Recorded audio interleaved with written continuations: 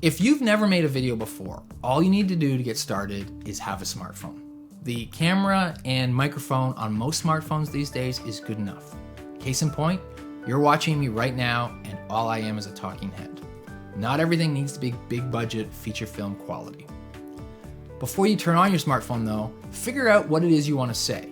And I'm actually not going to cover that part here because if you need help with that, we need to have a conversation, which I'm more than happy to do, but this isn't the right medium for that. Once you figure out what you want to say, practice it. I'm a big fan of writing things out because that helps me figure out how I'm going to start, how I'm going to end, and what the key parts are that I need to hit along the way. But some people prefer to wing it, and if that's you, go to whatever you're comfortable with. If you do write it out, please read it out loud before you record. There are word combinations that are really easy to write, but they're hard to say, and you won't know what those are for you until you try to say them. So practice. And if you're winging it, practice anyway. A couple times. That way you don't ramble on. Have an end point, and when you hit it, stop talking. If you have written it out, avoid reading. The idea of writing it out was to figure out what you wanted to say, and then don't be committed to those exact words. As long as you're close enough, you'll be fine.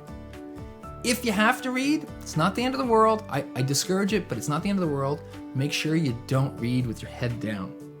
There's nothing more boring than the top of someone's head. Treat the camera or the phone like it's a person and the lens is their eyes. You want to look up occasionally and make eye contact. It makes for a human touch thing for the viewer. It's a subtle thing, but when you see it, you'll understand.